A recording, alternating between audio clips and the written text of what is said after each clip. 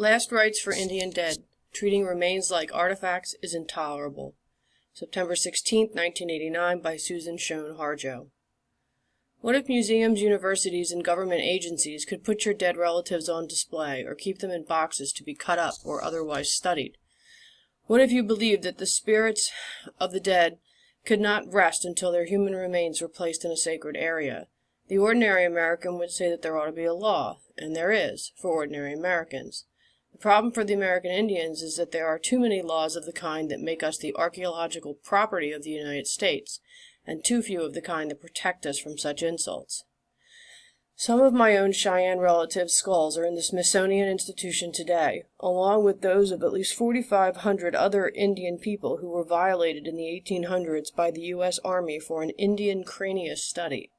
It wasn't enough that these unarmed Cheyenne people were moved down by the cavalry at the infamous Sand Creek Massacre. Many were decapitated and their heads shipped to Washington as freight. The Army Medical Museum's collection is now in the Smithsonian. Some had been exhumed only hours after being buried. Imagine their grieving families' reaction on finding their loved ones disinterred and headless. Some targets of the Army study were killed in non-combat situations and beheaded immediately. The officers' accounts of the decapitation of the Apache chief Mangus Colorados in 1863 shows the pseudo-scientific nature of the exercise.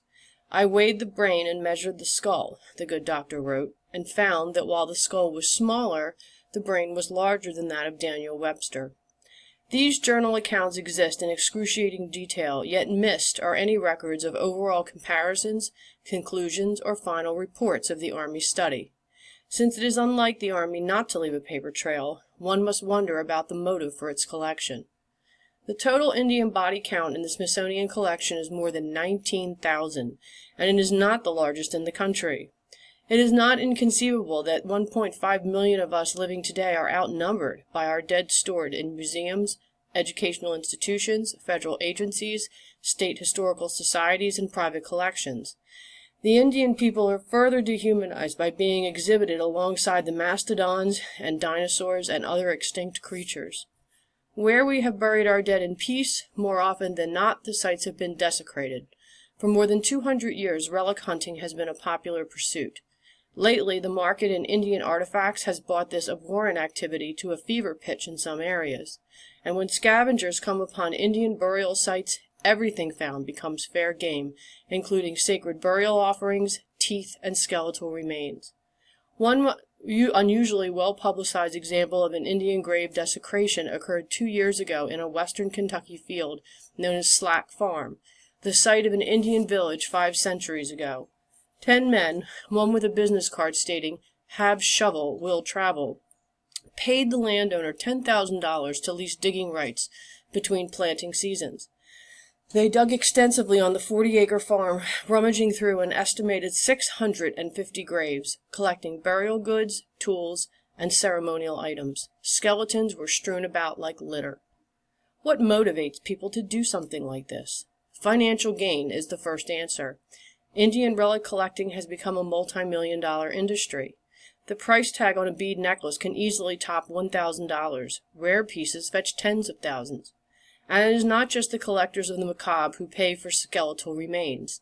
Scientists say that these deceased Indians are needed for research that someday could benefit the health and welfare of living Indians. But just how many Indians must they examine? 19,000? There is doubt as to whether permanent curation of our dead really benefits Indians. Dr. Emory A. Johnson, former Assistant Surgeon General, recently observed, "I am not aware of any current medical diagnostic or treatment procedure that has been derived from research on such skeletal remains, nor am I aware of any during the 34 years I have been involved in the American Indian healthcare."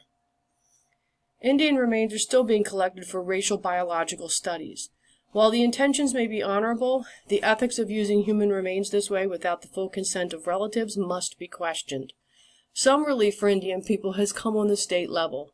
Almost half of the states, including California, have passed laws protecting Indian burial sites and restricting the sale of Indian bones, burial offerings, and other sacred items.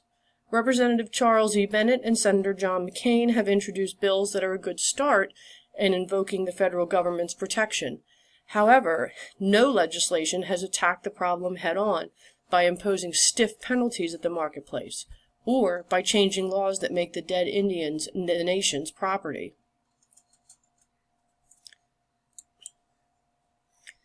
Some universities, notably Stanford, Nebraska, Minnesota, and Seattle, have returned or agreed to return Indian human remains. It is fitting that the institutions of higher education should lead the way. Congress is now deciding what to do with the government's extensive collection of Indian human remains and associated funerary objects. The Secretary of the Smithsonian, Robert McAdams, has been valiantly attempting to apply modern ethics to yesterday's excesses. This week he announced that the Smithsonian would conduct an inventory and return all Indian skeletal remains that could be identified with specific tribes or living kin. But there remains a reluctance generally among collectors of Indian remains to take action of a scope that would have a quantitative impact and a healing quality. If they will not act on their own, and it is highly unlikely they will, then Congress must act. The country must recognize that the bodies of dead American Indian people are not artifacts to be bought and sold as collector's items. It is not appropriate to store tens of thousands of our ancestors for possible future research. They are our family. They deserve to be returned to their sacred burial grounds and given a chance to rest. The plunder of our people's graves has gone on too long. Let us rebury our dead and remove this shameful past from America's future.